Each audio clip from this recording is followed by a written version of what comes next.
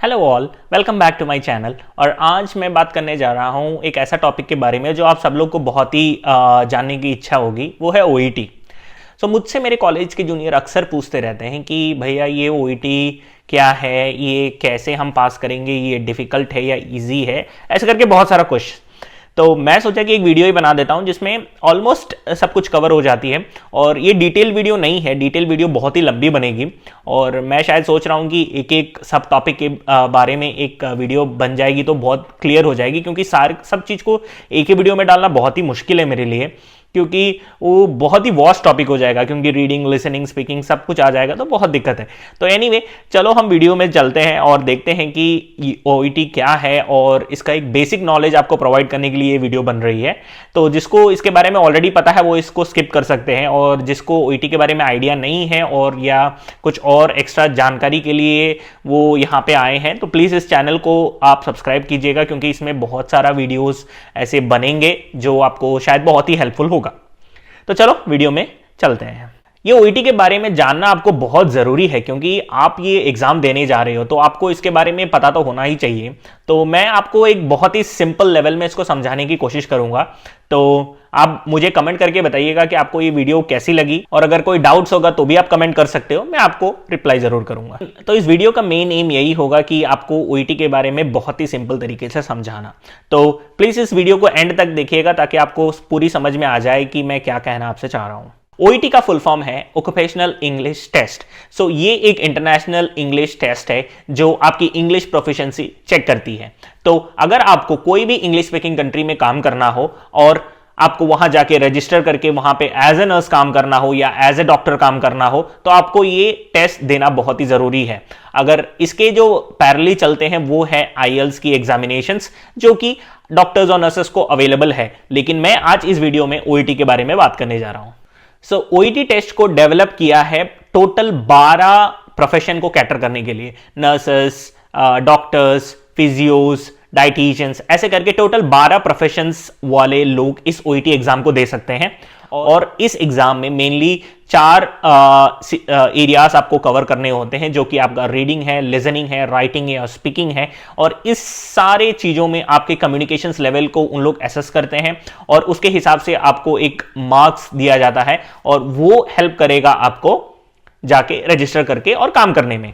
और यहाँ पे एक बहुत ही इंपॉर्टेंट बात यह है कि बहुत जरूरी है आपको एग्जाम देने से पहले यह देखना कि आप किस कंट्री में जाना चाह रहे हो। ये मैं इसलिए बोल रहा हूं क्योंकि आपके कंट्री के हिसाब से आपको स्कोर चाहिए होगा। जो यूके में स्कोर चाहिए होगा आपको, वो नहीं होगा आयरलैंड में जाने के लिए। सो आपको बहुत जरूरी है ये देखना कि आप किस कंट्री में जाना चाह रहे हो और उसकी रिक्वायरमेंट क्या है। हर एक जगह की रिक्वायरमेंट अलग है और आप ऑफिशियल ओईटी के वेबसाइट में जा सकते हो। मैं और बहुत सारे यूट्यूब चैनल से जहां पे इसके बारे में समझाया गया है, आई थिंक सो मैं भी एक बनाऊंगा। लेकिन आपको अगर एक ऑथेंटिक इंफॉर्मेशन चाहिए तो मैं सजेस्ट करूंगा कि आप ऑफिशियल ओईटी की वेबसाइट में जा सकते हो। वहां पे हर कंट्री में कौन कौन से बैंड या कौन कौन से ओईटी के स्कोर रिक्वायर्ड है वो आपको क्लियरली मेंशन किया होगा, और आप उसको देख सकते हो। वो उन लोग रोज अपडेट करते हैं, ताकि आपको कोई भी चेंज होगा तो सबसे पहले आपको वेबसाइट में ही दिखेगी। तो rather than कोई वीडियो में आपको कुछ पता लगने से बेटर है आप डायरेक्ट जाके ओईटी के ऑफिशियल वेबसाइट में चेक कर सकते हो, जिसमें आपको पूरी इंफॉर्मेशन सही की सही मिल जाएगी। तो चलो इस एग्जाम के सब टेस्ट के बारे में बात करते हैं। जैसे कि मैंने पहले बोला, ओईटी में टोटल 4 सब टेस्ट आते हैं। जो पहला है रीडिंग, फिर है आपका लिसनिंग, फिर है आपका राइटिंग और फिर है आपका चौथा स्पीकिंग। सो ये 4 सब टेस्ट ही आपको पास करने होते हैं, और अगर ये 4 आप पास कर गए तो आपकी लाइफ सेट है। तो सबसे पहले मैं आपको इस सारे टेस्ट के एक टाइमिंग के बारे में बताऊंगा, और इसमें कितने पार्ट्स होते हैं इस चीज के बारे में मैं बताऊंगा अभी। तो ओईटी एग्जाम बहुत ही ज्यादा टाइम क्रिटिकल एग्जाम है। इसमें टाइमिंग बहुत ही इंपॉर्टेंट है आपकी।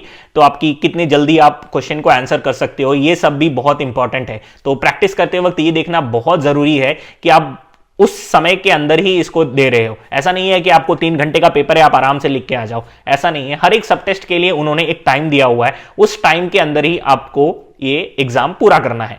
तो चलो हम वन बाय वन एक एक सब टेस्ट के बारे में बात करते हैं और उसके बारे में थोड़ी सी इनसाइट भी दे दूंगा मैं कि उसमें क्या पूछा जाता है। उसके हिसाब से आपको थोड़ी सी आइडिया मिल जाएगी कि चलो अच्छा रीडिंग में ये है, लिसनिंग में ये है करके। तो चलो एक एक करके शुरू करते हैं। सबसे पहला टेस्ट है रीडिंग।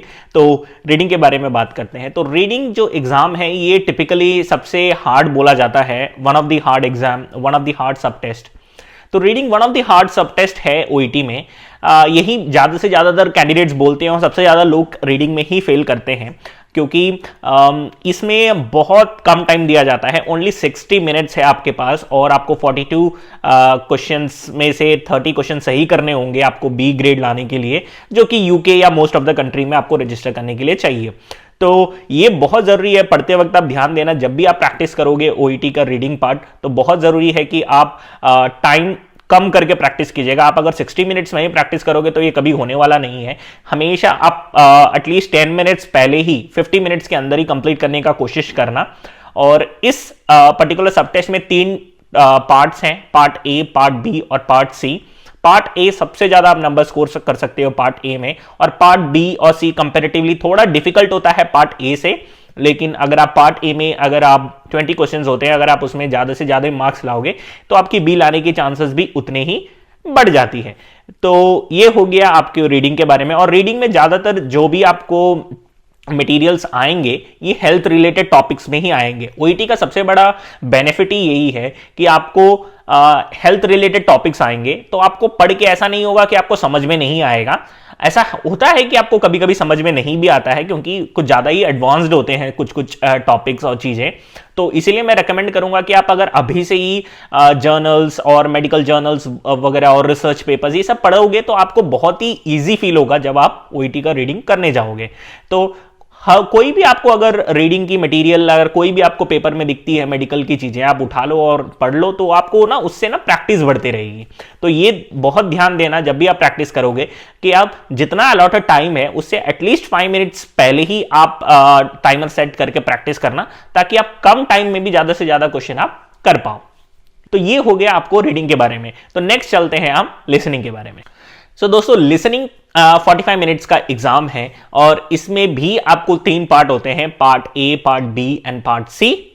और इसको आपको कंप्लीट करने में थोड़ा जनरली इजी फील होगा, क्योंकि जहां तक मैंने सुना है मैक्सिमम कैंडिडेट्स लिसनिंग में पास हो जाते हैं। ऐसा नहीं है कि सबको ही पास हो जाते हैं, फेल होने वाले लोग भी हैं, लेकिन फिर भी कंपैरेटिवली थोड़ा इजी होता है लिसनिंग। और इसका मेन यही है कि आपको सुनना है, आपको वो जो बोल रहे हैं, आपको एग्जाम सेंटर में हेडफोन दिया जाएगा और आपको कन्वर्सेशंस सुनाए जाएंगे एक डॉक्टर और एक पेशेंट के बारे में, पार्ट ए में खासकर। और पार्ट बी और सी में पार्ट बी में ज्यादातर आपको कुछ रिसर्च के बारे में आपको बताएंगे, कोई थोड़े छोटे कन्वर्सेशंस होंगे और आपको उसको सुन के उसका जो क्वेश्चन दिया होगा उसका आंसर देना है।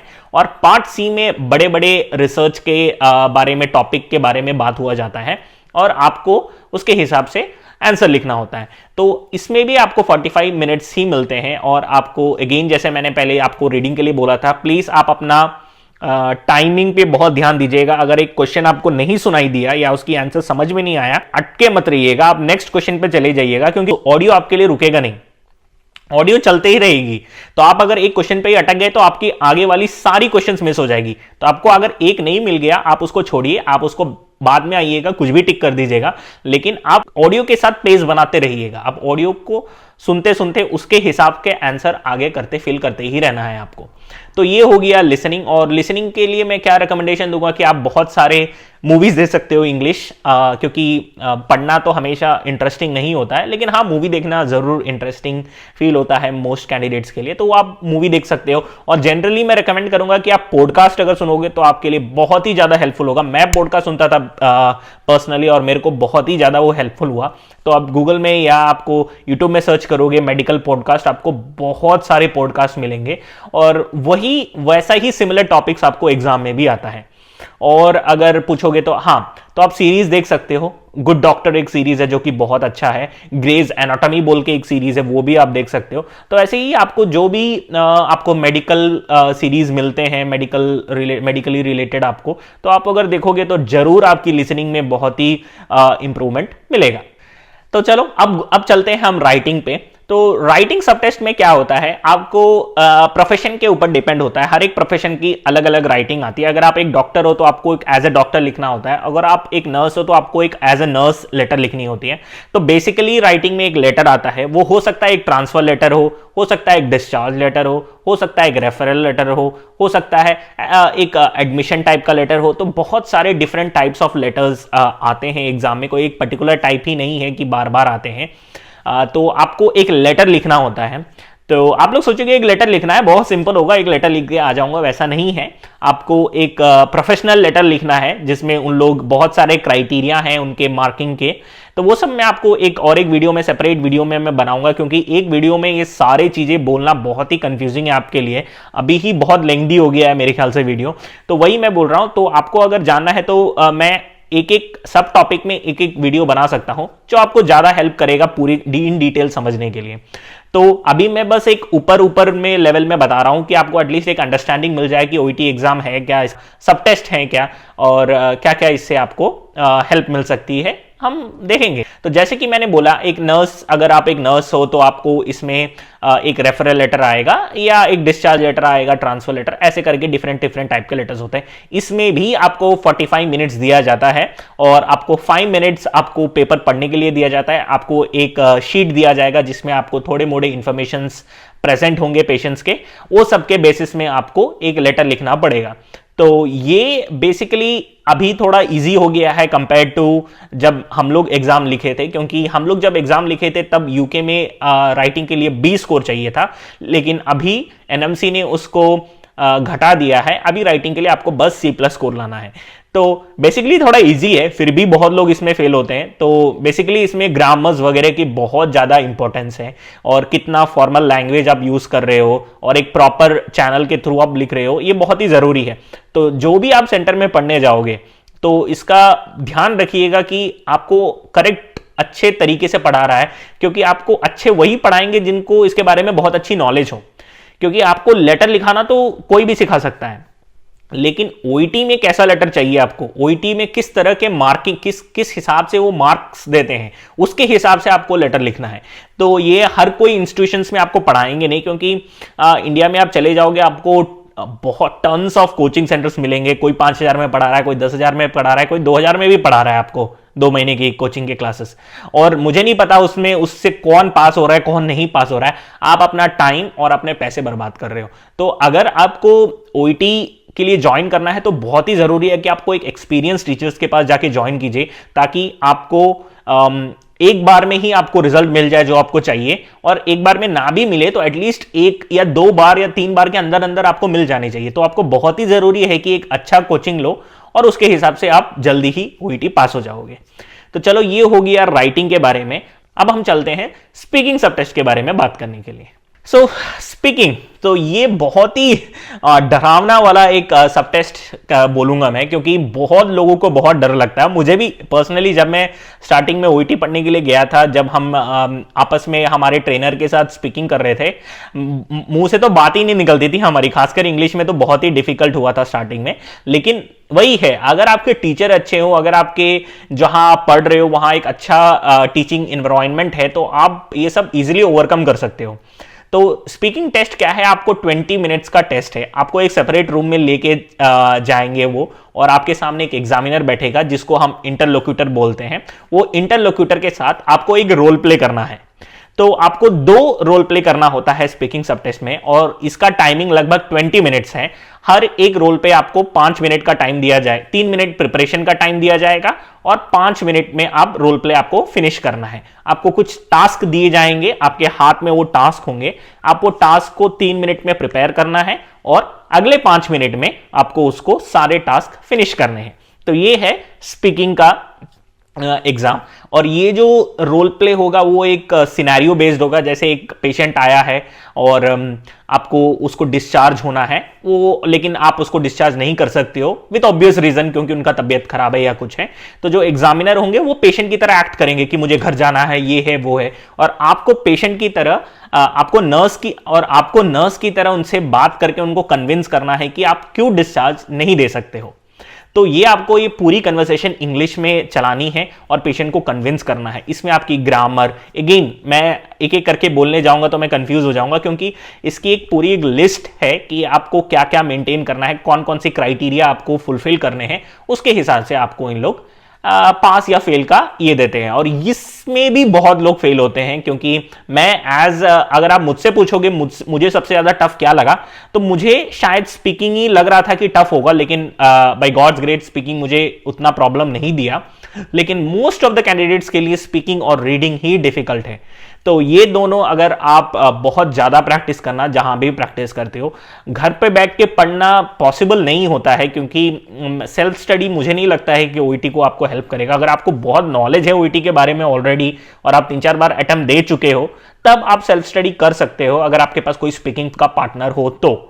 लेकिन अगर आप फर्स्ट टाइमर हो या सेकंड टाइमर हो, तो मैं डेफिनेटली बोलूंगा कि आप कोई अच्छे इंस्टीट्यूशन में जाके एक अच्छे से कुछ ट्रेनिंग लेके ही एग्जाम देना।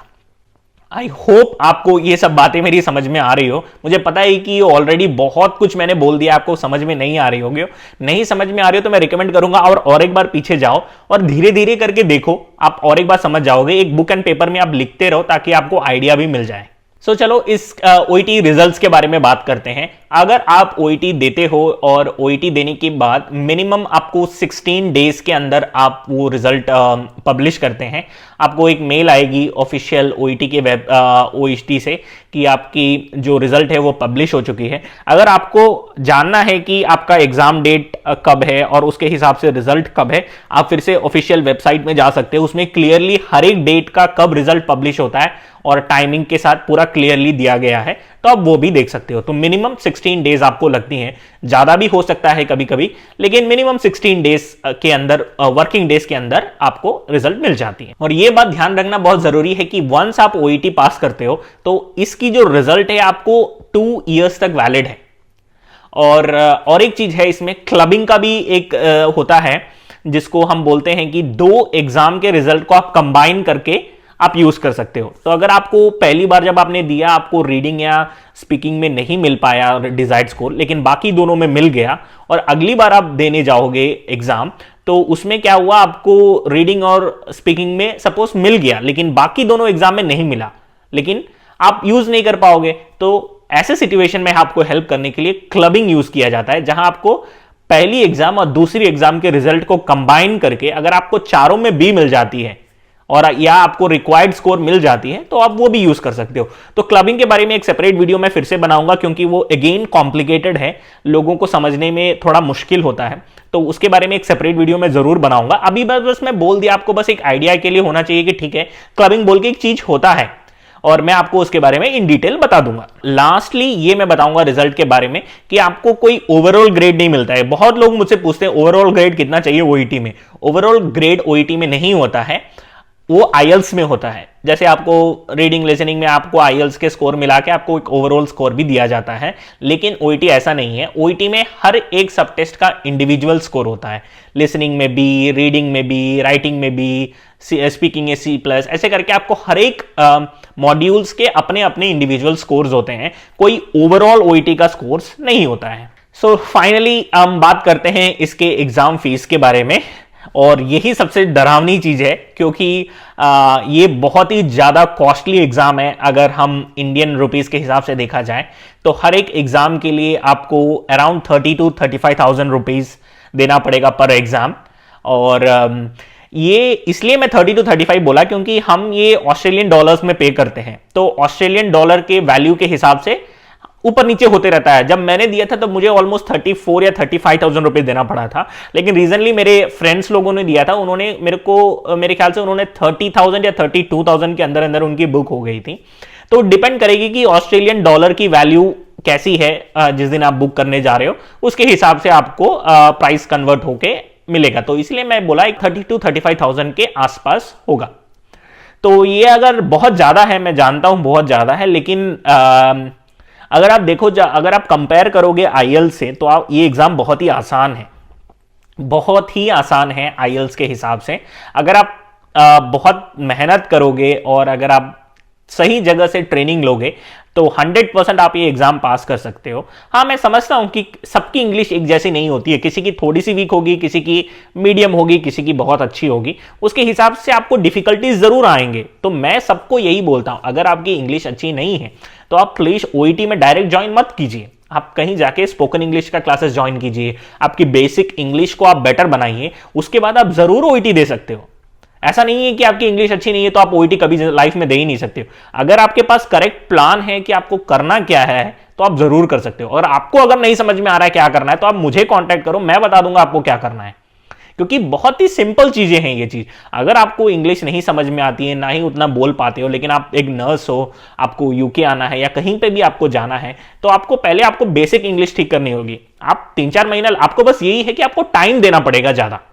तो क्या हो गया, आपको 1 साल दो, 2 साल दो, 3 साल दो, टाइम दे दो, लेकिन एटलीस्ट एट दी एंड आप फाइनली यूके तो पहुंच जाओगे ना, अगर आप राइट तरह से मेहनत करोगे तो। जरूरी नहीं है आपको 1 महीना में ही आपको रिजल्ट मिल जाएगा, एकदम आप अच्छे हो जाओगे स्पोकन इंग्लिश में। आप 3-4 महीना स्पोकन इंग्लिश की क्लासेस लीजिए, अगर जरूरत पड़ी तो 1 साल का क्लासेस लीजिए भाई, अपनी बेसिक इंग्लिश बेटर बनाओ। वंस आपकी बेसिक इंग्लिश बढ़ जाएगी, आपकी कॉन्फिडेंस बहुत ही ज्यादा बढ़ जाएगी, और जैसे ही आपकी कॉन्फिडेंस बढ़ जाएगी, वो है आपकी सही टाइम ओईटी में ज्वाइन करने के लिए। फिर आप ओईटी में ज्वाइन करके वहां पे आप अपना रीडिंग, लिसनिंग, स्पीकिंग सब कुछ इजीली कंप्लीट कर सकते हो। एटलीस्ट आप समझ सकते हो बहुत इजीली, आप कॉन्फिडेंटली और एग्जाम में अच्छा कर सकते हो। तो उसमें क्या है, आपकी पास होने की चांसेस बहुत बढ़ जाती है। लोग फेल क्यों होते हैं, वो इधर अच्छे प्रिपेयर नहीं कर पाते हैं या उनकी किस्मत अच्छी नहीं होती है, क्योंकि ओईटी में किस्मत भी बहुत ही जरूरी है। अगर आपकी किस्मत में ना हो तो मुश्किल है, 2-3 बार भी आपको देना पड़ सकता है या उससे भी ज्यादा बार देना पड़ सकता है।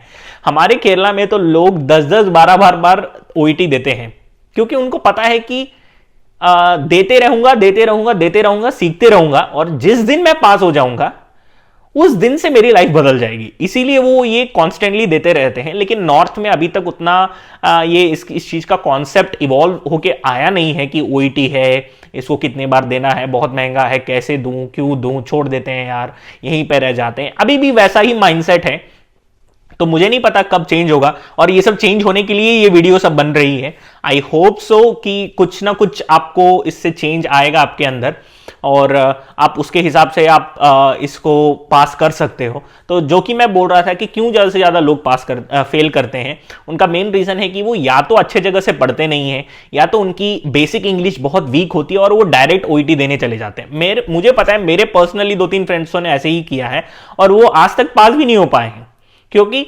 उनको बोला है मैंने कि वो अपनी बेसिक इंग्लिश पहले ठीक करें, लेकिन नहीं करेंगे वो, तो उनको डायरेक्ट ओईटी देना है, उनको स्पोकन इंग्लिश क्लासेस में टाइम नहीं बिताना है। तो इसमें मैं पर्सनली कुछ नहीं कर सकता, मैं बस एडवाइस दे सकता हूं कि आपको करना क्या है। अगर आप फॉलो करोगे तो जरूर आपको हेल्पफुल वो लगेगी, क्योंकि स्पोकन इंग्लिश से ही आपकी नॉर्मल जो बेसिक इंग्लिश है वो ठीक होगी। वंस वो ठीक हो जाएगी, आप क्यों एग्जाम पास नहीं करोगे भाई? अगर आप राइट अमाउंट ऑफ प्रिपरेशन करोगे तो आप जरूर पास हो जाओगे। सब लोग बोलते हैं कि यार ये इजी है या डिफिकल्ट है, तो मैं इंडिविजुअली तो आपको नहीं बोल सकता ये इजी है या डिफिकल्ट एग्जाम है। डेफिनेटली ये इंटरनेशनल इंग्लिश एग्जाम है, तो उसकी डिफिकल्टी तो लेवल थोड़ी सी अप होगी। लेकिन आप मुझसे पूछोगे कि मेरा कैसा एग्जाम था, मैं बोलूंगा स्मूथ लाइक बटर, क्योंकि मैंने अच्छे से प्रैक्टिस किया, अच्छे जगह पे ट्रेनिंग लिया, अच्छे जगह से प्रैक्टिस किया, बहुत सारे घंटे मैंने प्रैक्टिस किया, उससे मैं आराम से फर्स्ट अटेम्प्ट में पास हो गया, 4 बी मिली है मुझे। तो जरूर, हाँ, ये इस बात पे भी अगर आपको वीडियो चाहिए तो एक वीडियो तो मैं इस पे भी बना सकता हूं कि मेरी सक्सेस स्टोरी क्या थी, मैंने कैसे प्रिपेयर किया। मैं उसकी भी आपको, अगर आपको लग रही है कि आपको उसके बारे में थोड़ी इंफॉर्मेशन चाहिए तो मैं जरूर बना दूंगा उसमें भी। तो आप कमेंट में बताइए कि आपको वो वीडियो चाहिए या नहीं चाहिए। और इसके बाद क्या है, आप एक बार आप पास हो जाते हो सब कुछ बदल जाएगा। तो ये आपके ऊपर है कि आप कितना ज्यादा टाइम दे सकते हो ओईटी के लिए और कितना पैसा लगा सकते हो। सो ये लास्टली मैं बोलूंगा कि और 2 चीजों के बारे में मुझे बात करना है, एक पेरेंट्स का सपोर्ट, और मैं ज्यादा टाइम नहीं लूंगा, वीडियो खत्म ही होने जा रही है, बस 2 चीज के बारे में और बात करूंगा। एक है एग्जाम कितने बार होता है साल में, और दूसरा है पेरेंट्स का सपोर्ट। ये 2 चीज के बारे में मैं बताते ही वीडियो क्लोज कर दूंगा। तो हर महीने ये 2 बार कंडक्ट किया जाता है एग्जाम। आप फिर से ऑफिशियल वेबसाइट में जा सकते हो, आपको क्लियरली पता चलेगा। तो आपको टोटल 24 बार ये exam all over the India होता है। तो अगर आप आपको देखना है कि आपके होम टाउन के आसपास कौन सा सेंटर है, उसके हिसाब से आप एग्जाम बुक कर सकते हो और आप एग्जाम दे सकते हो। एग्जाम 1-2 महीना पहले ही बुक करना बहुत अच्छा होता है, क्योंकि सीट मिलना बहुत ही मुश्किल होता है इसमें। तो 1 या 2 महीने पहले ही आपको एग्जाम बुक करना पड़ेगा। और दूसरी बात रही पेरेंट्स की अप्रूवल या पेरेंट्स का support. I feel this is one of the most important thing when it comes to OET, because इसमें बहुत पैसा लगता है और बहुत क्या बोलूंगा मैं, बहुत मेहनत का काम है, बहुत एक्सपेक्टेशंस भी होते हैं। तो वही मैं बोलूंगा कि अगर आपको पेरेंट्स का सपोर्ट नहीं है तो ये चीज मुश्किल हो जाती है थोड़ी सी। और अगर आपको सच में लगता है कि आपके पेरेंट्स नहीं मानते हैं ओईटी के लिए या वो सपोर्ट नहीं कर रहे हैं, और उसका कारण जानने का पहले कोशिश कीजिएगा, क्योंकि बहुत सारे पेरेंट्स नहीं चाहते हैं कि उनकी बेटा या बेटी बाहर जाए। बेटा तो रेयर है, लेकिन बेटी बाहर ना जाए, अपने पास ही रहे, ये बहुत सारे पेरेंट्स का एक चाहत है। और इसमें कोई बुराई नहीं है, लेकिन अगर बेटी बाहर जाना चाहती है और कमाना चाहती है, इसमें भी कोई बुराई नहीं है। तो अगर ऐसा आपको कोई सिचुएशन लगता है जहां पे आपके पेरेंट्स आपको सपोर्ट नहीं करते हैं और वो रीजन देते हैं कि बाहर सेफ्टी का इशू है, बाहर वो है, इतना दूर कैसे जाके रहेगी, वहां पे हम नहीं होंगे, तो ये सब है, तो आप प्लीज एक सजेशन दूंगा, आप मुझसे बात करवाइएगा।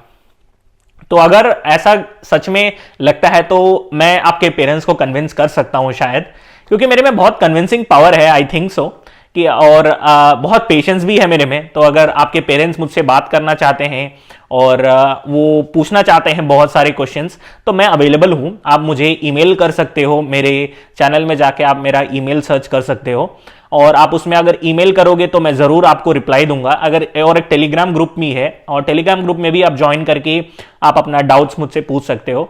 और अगर वही जो मैं बोला, पेरेंट्स अगर आपको सपोर्ट नहीं कर रहे हो तो बहुत मुश्किल है ऐसे एग्जाम्स देना, तो वो नहीं मान रहे हैं तो मुझसे बात करवाइए और मैं आपकी पूरी कोशिश करने की हेल्प करूंगा।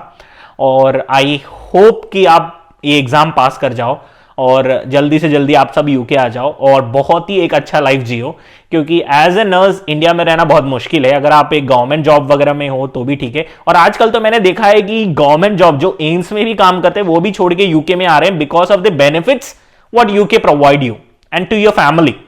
सो ये सब चीजें बहुत इंपॉर्टेंट है कंसिडर करने के लिए। और अगर आपको लगता है कि यूके आना ठीक नहीं है तो आप इंडिया में रहिए, आप गवर्नमेंट जॉब खोजिए, और गवर्नमेंट जॉब में रह के आपको बहुत अच्छी अच्छी सैलरी मिलती है एम्स में, या आपको स्टेट गवर्नमेंट में भी जॉब मिल सकती है। तो वो सबके लिए प्रिपेयर कीजिए और अच्छे से रहिए। मैं बस ये चाहता हूं कि अपना जो प्रोफेशन में है सब लोग, जो नर्सिंग प्रोफेशन है, इसमें ऑलरेडी इंडिया में रेस्पेक्ट नहीं है। आप लोग प्लीज कुछ रेस्पेक्ट कमाइए, अच्छे अच्छे पोस्ट में जाइए और अच्छे अच्छे कीजिए अपने लाइफ में।